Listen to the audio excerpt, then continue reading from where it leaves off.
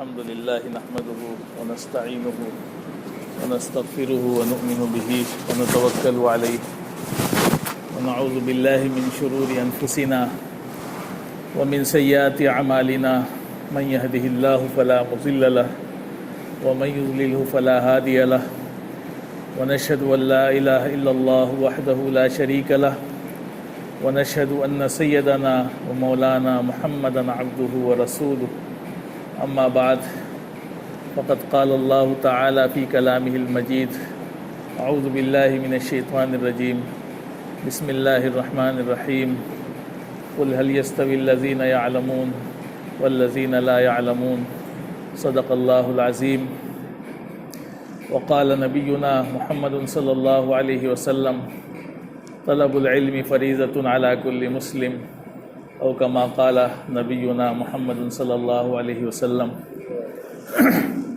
محترم حضرات، اللہ تبارک و تعالی نے ہمیں اور آپ کو جو دنیا کے سب سے قیمتی چیز اور سب سے عظیم نعمت عطا فرمائی ہے وہ ایمان ہے۔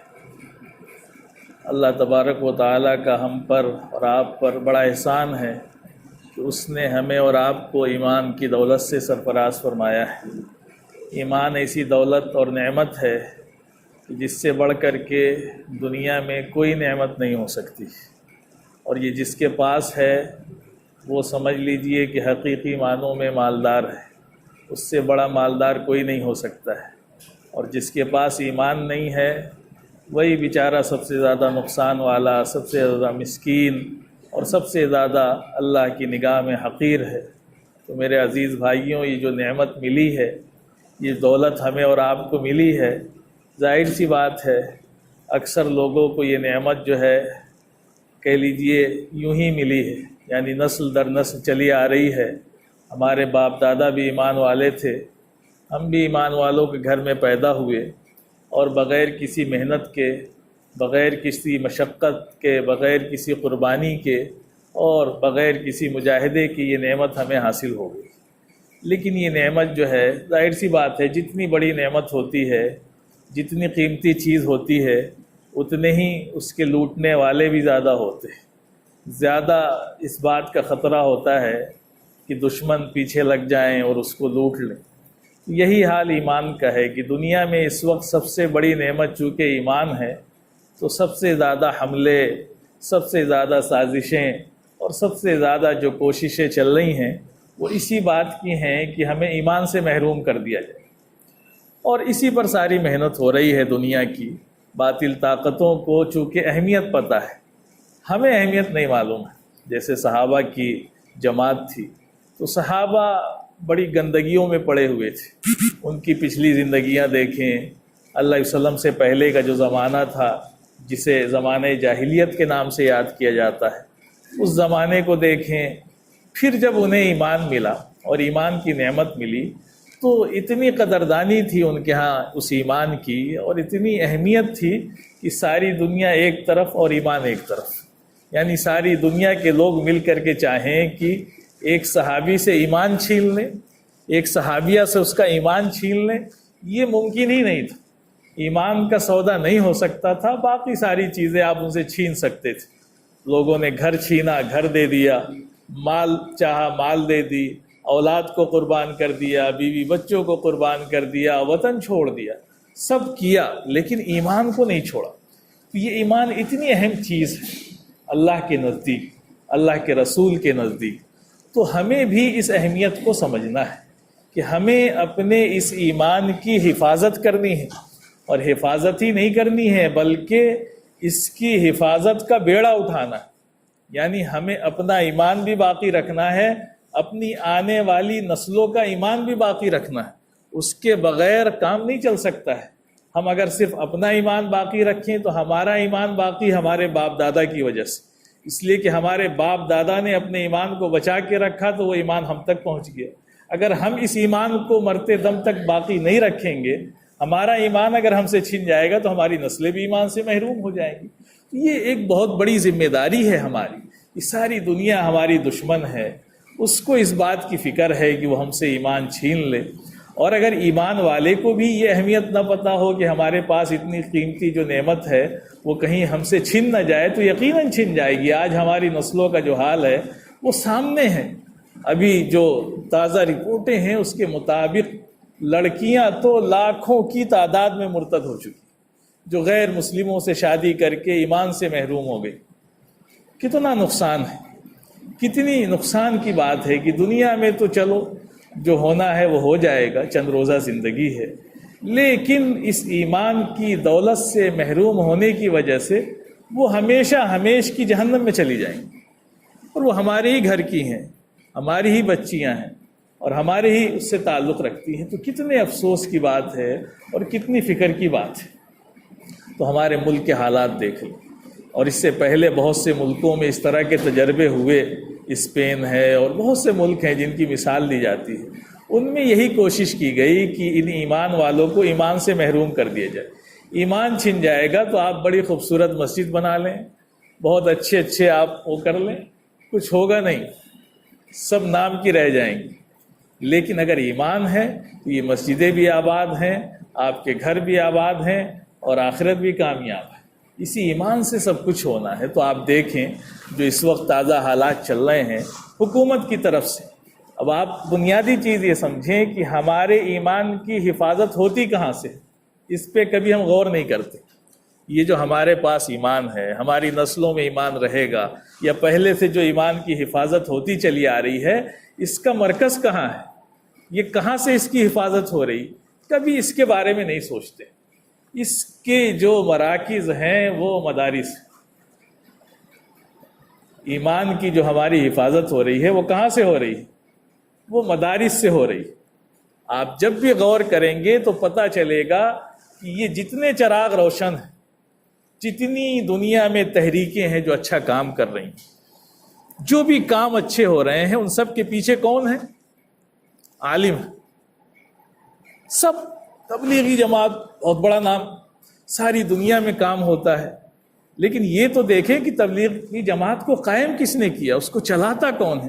اگر یہ علماء ہٹ جائیں تو سب ختم ہو جائے گا بیچ سے۔ آپ جماعت اسلامی ہے، کوئی بھی جماعت، کسی بھی اس کا نام لیں، ان سب کے پیچھے علماء ہیں۔ یہی جو مدارس سے پڑھ کر کے نکلتے ہیں، انہی کے اس پہ یہ ساری چیزیں چل رہی ہیں۔ تو مدارس جو ہے یہ ہمارے دین کے، ہمارے ایمان کے محافظ ہیں۔ اسی لیے حضرت مولانا علی میاں ندوی رحمۃ اللہ علیہ نے مدارس پہ بڑی کتابیں لکھی ہیں، اور ان کے بارے میں ایک کتاب ہے جس کا نام ہے تکبیر مسلسل۔ اس میں تو یہ اتنی موٹی کتاب ہے، اور سارے اس میں مضامین جو ہے مدارس اور مکاتب کی اہمیت پر ہے۔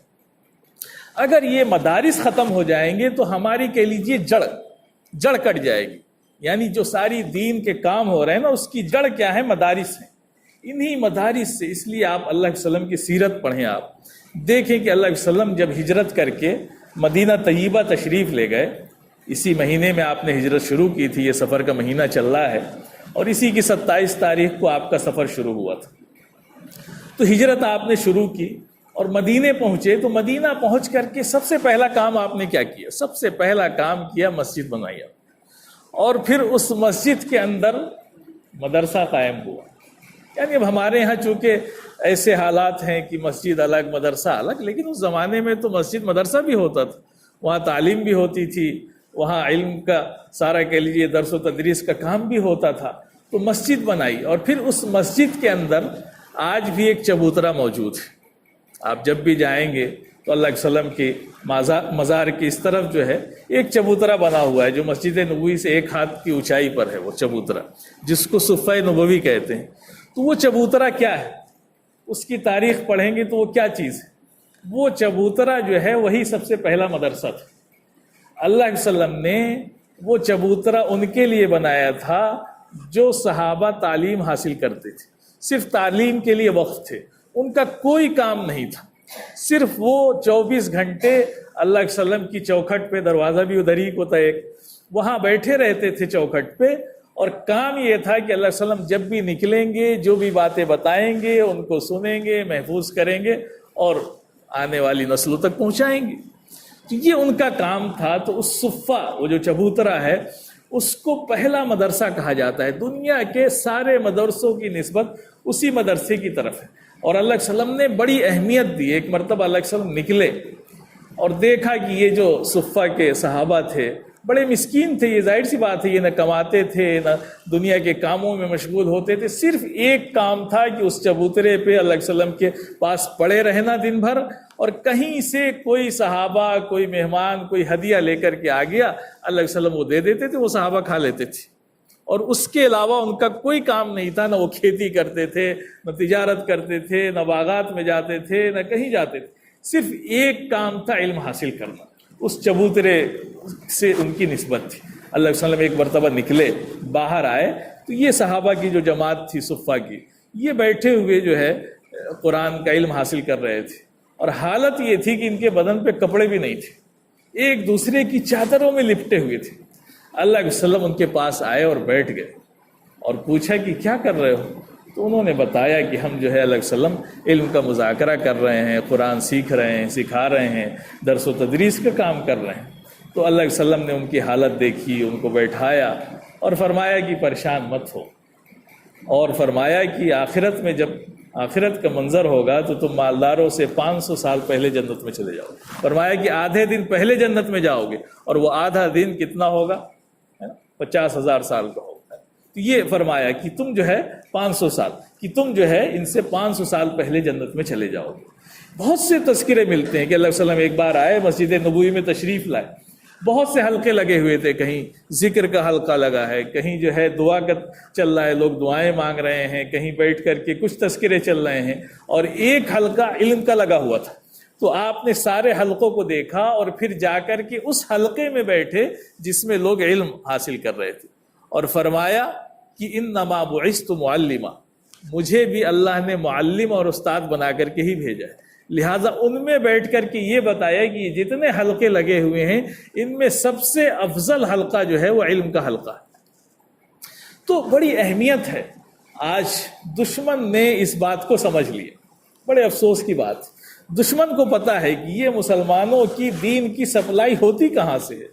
مولانا علی میاں ندوی رحمۃ اللہ علیہ نے جو لکھا کہ یہ مدارس اسلام کے قلعے ہیں اور دین کے پاور ہاؤس ہیں. کہ اگر پاور ہاؤس نہ ہو تو پورے علاقے کی بجلی ختم ہو جائے گی، کسی کو بجلی نہیں مل سکتی ہے. لیکن اگر یہ پاور ہاؤس ہیں تو وہاں سے بجلی سپلائی ہو رہی ہے، تو سب کو بجلی مل رہی ہے. ورنہ یہ پنکھے بھی بیکار، یہ اے سی بھی بیکار، یہ لائٹ بھی بیکار، سب بیکار، کہیں کچھ نہیں ہوگا، یہ صرف لگے رہ جائیں گے. وہی حالت مسلمانوں کی ہو جائے گی. اگر یہ مدارس ختم ہو جائے نا تو ان کو دین کی سپلائی بند ہو جائے گی، اور جب دین کی سپلائی بند ہو جائے گی تو ساری جماعتیں، ساری تحریکیں گمراہ ہو جائیں گی، غلط راستوں پہ چلی جائیں گی، اور جو سمجھ میں آئے گا اسی کو دین بنا لیں گے. یہ مدارس بنیادی چیز ہیں. اب دشمن کو پتا ہے، وہ طرح طرح کے ہیلوں سے ان مدرسوں پر حملہ کرتے ہیں. اور بڑے افسوس کی بات ہے کہ وہ حملہ کرتے ہیں تو کریں، ان کا تو کام ہے، چاہے وہ اس ملک کے باہر کے دشمن ہوں یا اس ملک کے ہوں، جو بھی ہیں، جو بھی اسلام سے دشمنی رکھتے ہیں، انہیں پتا ہے کہ کہاں مرکز ہے. وہ مدارس پر حملہ کرتے ہیں، نشانہ بناتے ہیں. آج بھی سروے چل رہا ہے مدارس کا. سروے کے نام پہ ان کی کوشش کیا ہے؟ ظاہر سی بات ہے، اوپر جو لیبل لگایا جاتا ہے وہ تو بڑا اچھا ہوتا ہے کہ ہم تو اس لیے سروے کر رہے ہیں کہ وہاں جو کمیاں ہوں گی، جو وہاں پر ضرورتیں ہوں گی اس کو دیکھا جائے گا، جو سہولتیں کم ہوں گی اس کو پورا کرنے کی کوشش کی جائے گی. یہ تو ظاہری چیز ہے. لیکن ان کے دلوں میں کیا ہے؟ دلوں میں تو ایک ہی مقصد ہے کہ ان مدارس کو ڈرایا جائے، ان پر حملہ کیا جائے، ان میں کمیاں تلاش کر کے ان کو پریشان کیا جائے، اور اتنا پریشان کیا جائے کہ یہ مدارس بند ہو جائیں. اور جب مدارس بند ہو جائیں گے تو دین کی سپلائی بند ہو جائے گی. پھر دشمن کے لیے بالکل میدان آسان ہو جائے گا. انگریز آئے، سب کو انہوں نے قابو میں کر لیا، لیکن علماء کو قابو میں نہیں کر سکے. علماء ان کے قابو میں نہیں آئے، بلکہ علماء نے جہاد کا فتویٰ دے دیا. انہوں نے بڑی کوشش کی، قرآن کو جلایا، علماء کو پھانسیوں پر لٹکا کر کے نمونے کے طور پر پیش کیا کہ چاندنی چوک سے لے کر کے وہاں تک خالی علماء کی لاشیں. سوچا شاید اس سے ڈر جائیں، لیکن یہ قوم ایسی ہے جو آج تک نہ ڈری ہے نہ ڈرے گی کبھی. ان کے پاس جو خزانہ ہے، یہ جو بیٹھ کر کے چٹائیوں پہ جو علم حاصل کرتے ہیں، اس کا مقابلہ دنیا کا کوئی علم نہیں حاصل کر سکتا ہے۔ آپ تازہ ترین حالات دیکھ لیں، افغانستان کو دیکھ لیں آپ، وہ طالبان جن کے پاس کچھ بھی نہیں تھا نہ کچھ ہے آج، لیکن بڑے بڑے ملک ان سے کانپتے ہیں اور ہاتھ جوڑ کر کے اپنا سامان بڑھیا بستر لے کر کے آدھا چھوڑ کر کے بھاگ گئے۔ کیوں بھاگ گئے؟ اس لیے کہ انہیں پتا ہے کہ ہر ہتھیار کا مقابلہ کر سکتے ہیں لیکن ایمان کا مقابلہ نہیں کر سکتے، اور یہ ایمان کی طاقت ہے، جس کے پاس ہوگی وہ قوم ہار نہیں سکتی۔ تو یہ جو مدارس ہمارے ہیں ان کی بڑی اہمیت ہے۔ حکومت چاہتی ہے کہ یہ ہمارے انڈر میں آ جائے، سرکاری ہو جائے تو بہت اچھا، لو ہم سے 70,000 روپے 80,000 روپے تنخواہیں لو، ایمان بیچو، آ جاؤ، اور نہیں آتے ہو تو اتنا پریشان کریں گے تم کو کہ تم بند کر دو۔ ان کی یہ سازشیں چل رہی ہیں جو ہمارے اسلاف کو پتہ تھی۔ ہمارے اسلاف نے جو ہمارے بڑے بڑے اللہ والے گزرے، اللہ ان کی قبروں کو نور سے بھر دے، وہ کبھی راضی ہی نہیں ہوئے کہ ہم اپنے مدرسوں کو تمہارے ہاتھ میں دیں گے۔ کل ہمارے مدرسے میں ٹیم آئی سروے کرنے، بہت سے سوالات پوچھے، اس کے بعد وہ جو افسر تھا کہہ رہا ہے کہ بھائی آپ کا اتنا بڑا مدرسہ ہے، آپ اتنے لوگ ہیں، کیوں آپ سرکار سے وظیفہ کیوں نہیں لیتے ہیں؟ آپ اسکالرشپ ملتی ہے وہ کیوں نہیں لیتے ہیں؟ آپ سہولتیں لیں، آپ کے پاس تو بڑا انتظام ہے، لیکن ہم ان کو نہیں بتا سکتے کہ کیوں نہیں لیں گے۔ ہم لیں گے تو پھر کرنا کیا پڑے گا، ہمیں معلوم ہے، جو لے رہے ہیں ان سے کیا کروایا جا رہا ہے وہ ان کو بھی پتہ ہے۔ میرے عزیز بھائیوں، مسلمان بھی بیچارے بڑے پتہ نہیں کس چکر میں پڑ گئے ہیں، یہ میڈیا دیکھ دیکھ کر کے، ٹی وی دیکھ دیکھ کر کے ان کے دماغوں میں بھی یہ بات بس گئی کہ یہ مدرسے والے تو بڑے پریشان ہیں بیچارے، ان کی مدد کرنی چاہیے، اور یہ جو مدارس میں پڑھائی ہو رہی ہے تو بیکار ہے، اس سے کیا فائدہ مل رہا ہے؟ نہ اس سے ڈاکٹر بنتے ہیں، نہ انجینئر بنتے ہیں، نہ بڑھیا تاجر بنتے ہیں، نہ اس سے کوئی سائنسداں نکلتا ہے، کیا فائدہ ان مدرسوں کا؟ تھوڑا بدل دیا جائے، اس میں یہ کر دیں وہ کر دیں تاکہ یہ ترقی کر جائے۔ بڑے فضول کی باتیں ہیں، یہ جہالت کی باتیں۔ بھائی کبھی مدرسے والوں نے یہ دعویٰ کیا کہ ہم نے مدرسے اس لیے بنائے تھے کہ ہم ڈاکٹر بنائیں گے، ہم انجینئر بنائیں گے، اس سے ہم سائنسداں پیدا کریں گے، اس سے ہم بڑے بڑے جو ہے تاجر پیدا کریں گے؟ کسی مدرسے نے یہ کہا؟ کسی عالم نے اپنی تقریر میں یہ کہا؟ نہیں بھائی، یہ مدرسے تو اس لیے بنے ہی نہیں ہیں۔ ہمارے مدرسوں میں تو اچھے انسان بنائے جاتے ہیں، ایک عالم، ایک حافظ، ایک مفتی، ایک مرشد، ایک مربی، ایک مزکی، یہاں تو ایسے لوگ پیدا ہوتے ہیں جو امت کی دینی قیادت کرتے ہیں۔ اس کام کے لیے مدرسے قائم ہوئے۔ اب آپ ان کی چالیں دیکھیں اور مسلمانوں کی بیوقوفی دیکھیں۔ دشمن تو ہمیں یہ سکھاتا ہے، بتاتا ہے کہ ہم تو اس لیے محنت کر رہے ہیں کہ مدرسے ماڈرن ہو جائیں، ترقی کر جائیں، یہاں پڑھنے والوں کو نوکری مل جائے، یہ قوم آگے بڑھ جائے۔ لیکن جب آپ دیکھیں گے، ٹھنڈے دماغ سے غور کریں گے، تو آپ کو پتا ہوگا کہ مدرسوں میں کتنے فیصد بچے پڑھتے ہیں؟ زیادہ سے زیادہ 2 3، بہت زیادہ کھینچ کے چلیے 4 5%۔ لیکن باقی مسلم قوم کے بچے کہاں پڑھتے ہیں؟ 95% بچے اسکولوں میں پڑھتے ہیں نا۔ تو آپ ان سے یہ کہو کہ 5% کو آپ چھوڑ دیجیے، یہ جو ہمارے 95% ہے نا، ان کو نوکری دیجیے، آپ ان کی خبر لے لیجیے، ہم کو چھوڑ دیجیے ہمارے حال پہ۔ مدرسے والے نہ کبھی تمہارے سامنے ہاتھ پھیلانے گئے تھے، نہ جائیں گے کبھی قیامت تک۔ ہم اپنی قوم سے مانگ کر کے اپنا کام چلا لیں گے، ان کے سامنے نہیں جائیں گے ہاتھ پھیلانے۔ یہی ہمارا مشن ہے مدرسوں کا۔ تو تم ان سے پوچھیے آپ سوال کہ بھائی تمہیں اتنی فکر ہے مسلم قوم کی ترقی کی، آگے بڑھانا چاہتے ہو، تو ان 2% کے پیچھے کیوں پڑے ہو؟ یہ تو بیچارے ٹھیک ہے کونے میں پڑے ہیں، تم سے کچھ مانگتے بھی نہیں ہیں، کچھ کہتے بھی نہیں ہیں، زبردستی انہی پہ الزام بھی لگاتے ہو، انہی پر ساری اپنی محنت صرف کرتے ہو، اور وہ ہمارے بچے جو بیچارے جو ہے انٹر کر کے، ہائی اسکول کر کے، کوئی BA کر کے، کوئی MA کر کے، کوئی BTech کر کے، کوئی فلاں ساری ڈگریاں لے کر کے بیچارے گھوم رہے ہیں، ان کو نوکری کیوں نہیں دیتے ہو؟ تو پتہ چلا کہ ان کو ترقی کی نہیں فکر ہے، ان کو فکر دوسری ہے۔ یہ دین کی جڑ کو کاٹنا چاہتے ہیں، دین کے سوتوں کو بند کرنا چاہتے ہیں، ان کی یہ فکر ہے۔ تو میرے بھائیو، ہم بھی ان کے دھوکوں میں آ جاتے ہیں، ہمیں ان کے دھوکے میں بالکل بھی نہیں آنا چاہیے، اس لیے کہ یہ مدارس تو اسی لیے بنائے گئے ہیں کہ دین کا جو کام ہے وہ چلتا رہے۔ اگر یہ مدارس بند ہو گئے نا، چلیے مدارس میں آپ ترقی کر دیجئے، مان لیجیے ٹھیک ہے، 2-4 جو ہے آج کل بہت ہنگامہ ہوتا ہے نا کہ شاہین گروپ چلتا ہے، شاہین گروپ سے جو ہے 10 حافظ ڈاکٹر بن گئے. ٹھیک ہے، آپ سب کو ڈاکٹر بنا دیجیے. اب بتائیے کہ آپ کے مسلح پر کون کھڑا ہوگا؟ ڈاکٹر صاحب کو لا کے کھڑا کریں گے آپ، انجینئر صاحب کو لے کے یہاں آئیں گے آپ، وہی آپ کو مسئلہ بتائیں گے. ان کو پتا ہوگا کہ آپ کے اگر گھر میں کوئی مسئلہ پیش آ جائے کون بتائے گا آپ کو؟ پتا ہے بہت سے مسئلے آتے ہیں. ایک صاحب کا بھی کچھ دن پہلے فون آیا، اب وہ اپنی بھتیجی سے شادی کرنا چاہ رہے تھے لڑکے کی. پھر انہوں نے کہا کہ مولانا صاحب ایک حادثہ ہوا تھا کہ بچپن میں جو ہے ہمارے لڑکے نے جو ہے اپنی چچی کا دودھ پی لیا تھا رات میں نیند میں. اب ظاہر سی بات ہے نکاح نہیں ہو سکتا ہے. اگر اس نے مدت رضاعت میں جو 2 سال 2.5 سال کی شریعت نے رکھی ہے اس دوران کسی بھی عورت کا دودھ پی لیا تو اب اس کے بچے سے اس کا نکاح نہیں ہو سکتا. بڑے نازک مسائل ہوتے ہیں. آدمی یہ سمجھتا ہے کہ ڈاکٹر بننا بڑا محنت کا کام ہے، انجینئر بننا بڑی محنت کا کام ہے، سائنسداں بننا بڑی محنت کا کام ہے. میرے بھائیوں جب آؤ گے نا تو پتہ چلے گا کہ عالم بننا بھی بڑی محنت کا کام ہے.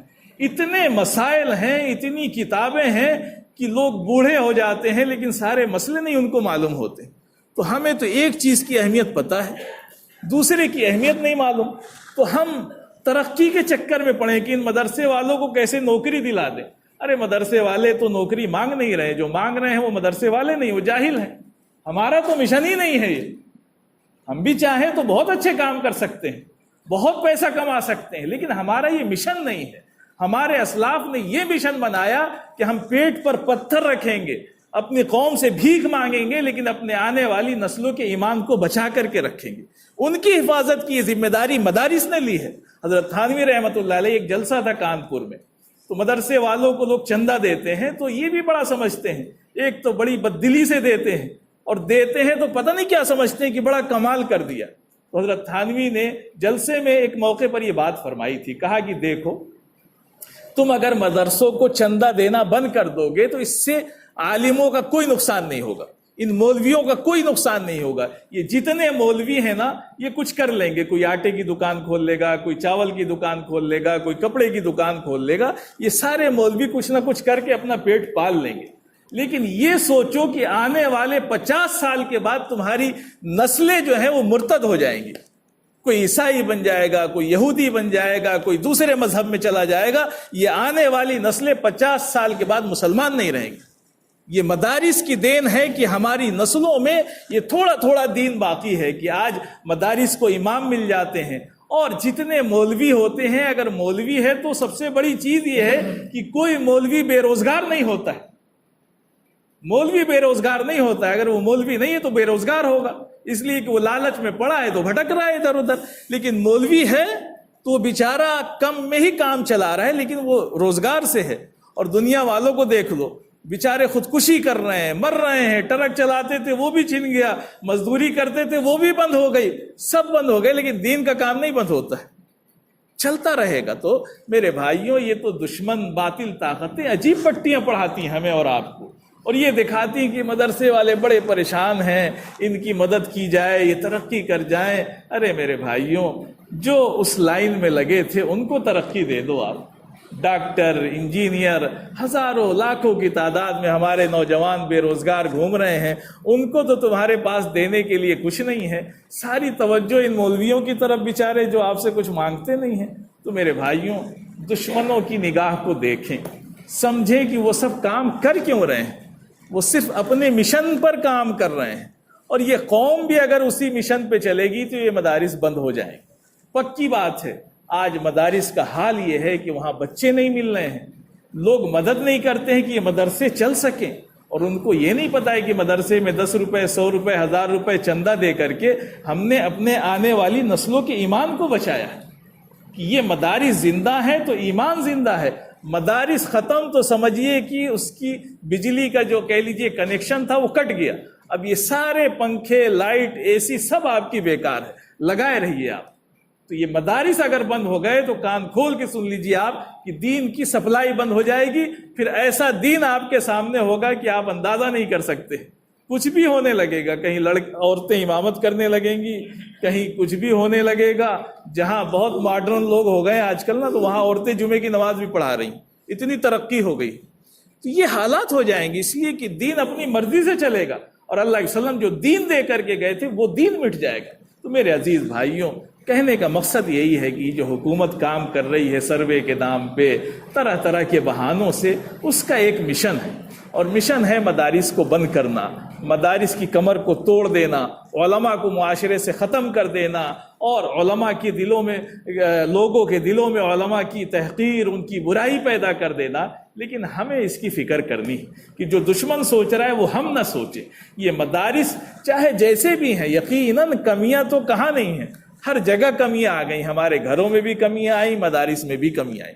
وہ کمی تو الگ چیز ہے، لیکن دشمن جو چاہتا ہے وہ الگ چیز ہے۔ اپنی کمیاں ہم دور کریں گے، مدرسے والے دور کریں گے، وہ ہمارے دشمن کی فکر کی چیز نہیں ہے، لیکن ہمارے فکر کی چیز ہے کہ ان مدارس کی حفاظت کرنا، ان کی نگرانی رکھنا، جو کمیاں ہیں اس کو مل کر کے دور کروانا، اور دشمن کے ساتھ نہیں ملنا ہے، ہمیں ان کی مدد کرنی ہے، ان کو باقی رکھنا ہے، اگر آنے والی نسلوں کی ہم ایمان کی حفاظت چاہتے ہیں۔ اللہ تبارک و تعالی ہمیں اس بات کی توفیق دے کہ ہم اپنے مدارس کے تعاون کرنے والے، ان کی حفاظت کرنے والے بنیں، اور اللہ تبارک و تعالی ہمارے مدارس، مساجد، مکاتب اور یہ جو دینی کام ہو رہے ہیں ان سب کی حفاظت فرمائے۔